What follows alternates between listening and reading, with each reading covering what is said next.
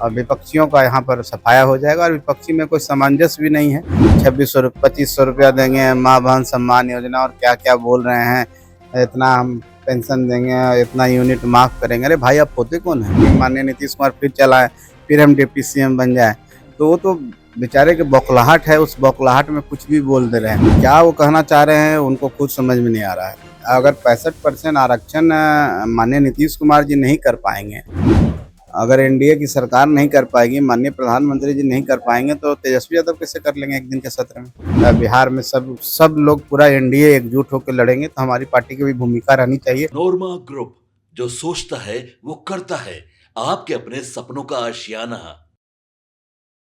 नमस्कार, मैं विकास सिंह राजपूत और आप देख रहे हैं भारत लाइव। इस वक्त चुनाव नजदीक है और तमाम पार्टियां जो है अपनी अपनी कमर कस चुके हैं।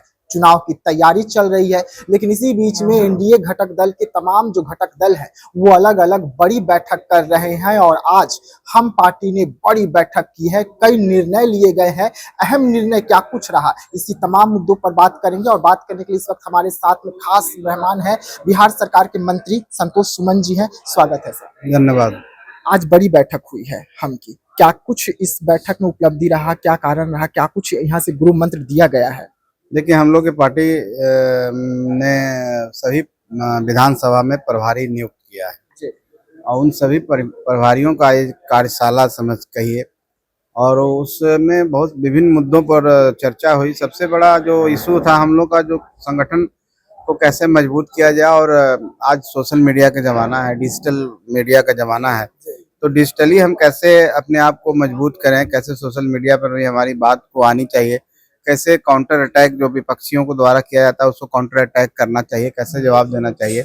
एक कार्यशाला उस पर हुआ और कुछ टेक्निकल टीम हमारी थी जो उन लोगों को समझाने का काम किए। फेसबुक अकाउंट पर कैसे लाइक करना है और कैसे ट्विटर पर करना है, ये पूरा 1 घंटे का वो सेशन चला।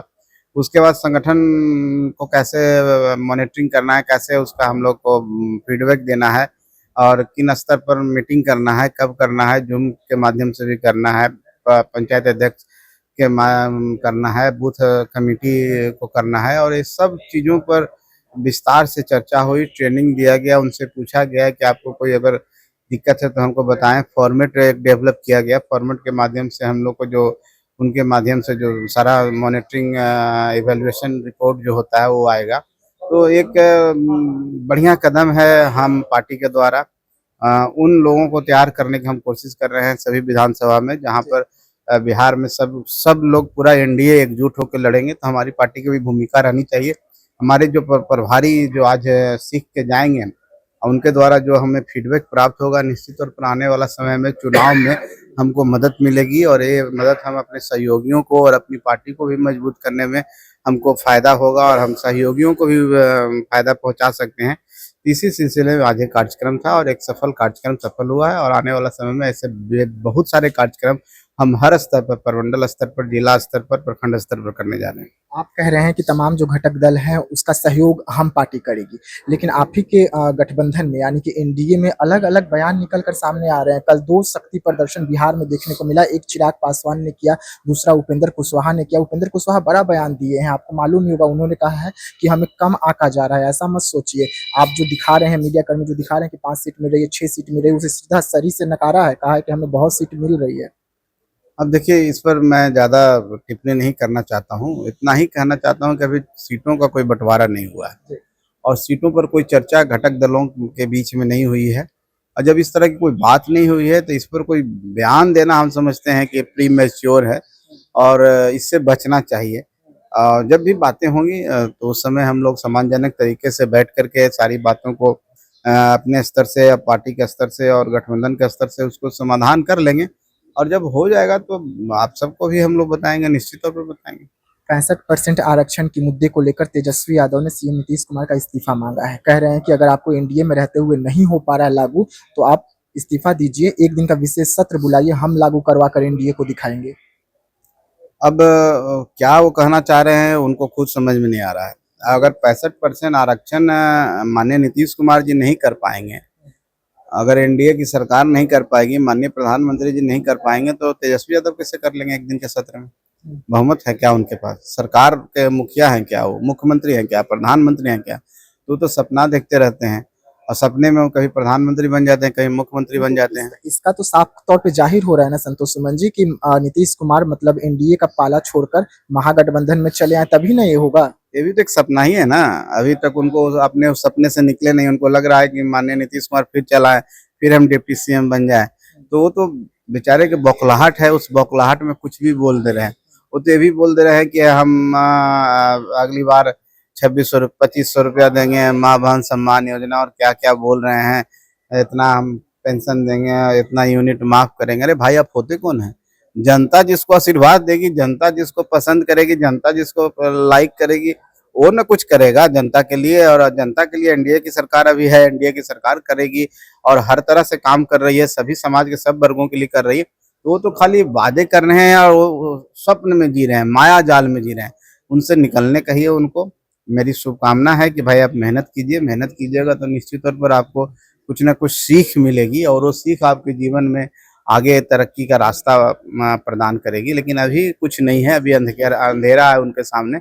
और अभी कोशिश करें और सीखें। एनडीए की सरकार है, आने वाला विधानसभा में एनडीए की सरकार बनेगी और हम लोग पूरी मजबूती के साथ सरकार बनाने जा रहे हैं। और विपक्षियों का यहाँ पर सफाया हो जाएगा और विपक्षी में कोई सामंजस्य भी नहीं है। कांग्रेस देख रहे हैं किस तरह से बातें कर रही है। हम समझते हैं कि सब छिन्न-भिन्न हो जाएंगे चुनाव तक और सब अलग थलग पड़ जाएंगे।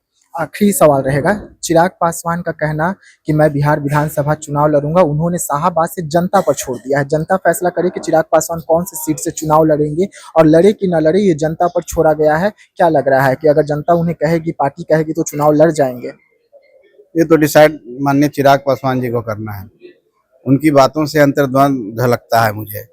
अब वो जनता पर छोड़ दिए, कौन सी सीट जनता बोलेगी। जनता बोलती है किसी को कि आप इस सीट पर लड़िए, वो तो आपको डिसाइड करना है और जनता को फैसला करना है। तो जनता, अगर माननीय चिराग पासवान जी चुनाव लड़ना चाहते हैं बिहार विधानसभा का, तो स्वागत है। एकदम खुले मन से आवे और चुनाव लड़ें और जनता के बीच में अभी से उतर जाएं। जिस सीट से लड़ना चाहते हैं उस सीट पर अब जनता तय करेगी कि लड़ेगी न लड़े। पार्टी ने तय कर लिया है। पार्टी के उनके शीर्ष नेतृत्व बोल रहा है कि आदरणीय चिराग पासवान जी को चुनाव लड़ना चाहिए। जब चुनाव लड़ना चाहिए तो एक बात हो गई कि हम चुनाव लड़ेंगे, तो लड़ लिए चुनाव, लड़ना ही चाहिए चुनाव। मेरी शुभकामना है और हम लोग एनडीए के सभी घटक दल उनका स्वागत कर रहे हैं। लेकिन द्वंद्व नहीं होनी चाहिए। मेरा ये कहना है कि कोई भी काम हम करें तो उसमें एकदम स्पष्टता होनी चाहिए और स्पष्टता के साथ आए, खुले मन से आए, जनता उनका स्वागत करेगी। आपको नहीं लग रहा कि 2020 वाला खेला फिर से चिराग पासवान कर देंगे नीतीश कुमार के साथ? नीतीश कुमार कमजोर हो जाएंगे इसके वजह से? देखिए, ऐसी कोई बात नहीं है। माननीय चिराग पासवान जी एनडीए के अभिन्न अंग हैं, बने रहेंगे और वो हमेशा हर मंचों पर कहे हैं कि हम एनडीए के साथ हैं, एनडीए के साथ रहेंगे। जो बातें बीत चुकी है उसकी याद न करके हम नए बिहार की और नए संकल्प के और नए कार्य योजना पर विचार करें तो ज्यादा हम लोग को बेहतर होगा। एक आखिरी सवाल, आपको क्या लगा, आप कितनी सीटों पर दावा ठोक रहे हैं? कितना मिल रहा है? एक उम्मीद तो आपको होगा आंकड़ा। अब कितना मिल रहा है तो आप लोग चला ही रहे हैं, तो आप लोग बेहतर जानेंगे। सही है वो? अब सही है गलत है मुझे तो जानकारी नहीं। तो उपेंद्र कुशवाहा जी ने नकार दिया, आप क्या कह रहे हैं? जो हम चला रहे हैं वो सही है? अब वो सही है गलत है आप चला रहे हैं तो आप बेहतर जानेंगे। मैं, हमको तो कोई ऐसी जानकारी है नहीं, तो उस पर हम क्या टिप्पणी कर सकते हैं। अच्छा, उतना सीट अगर मिलेगा जो चला रहे हैं, जो मीडिया में खबरें चल रही हैं, संतुष्ट रहेंगे उतना सीटों से? जो होना ही नहीं है उस पर क्यों विवाद करें, उस पर क्यों समय बर्बाद करें।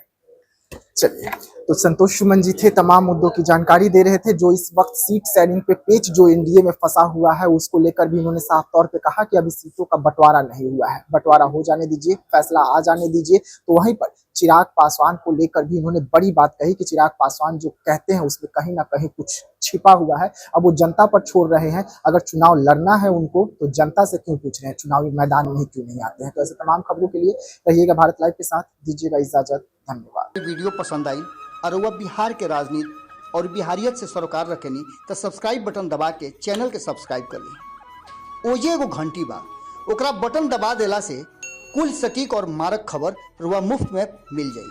अगर रुआ पत्रकारिता के हमनी के नया प्रयोग में सहयोग कर चाहतानी तो ज्वाइन बटन दबा दी। पेटीएम नंबर नोट कर ली 9386816700। धन्यवाद।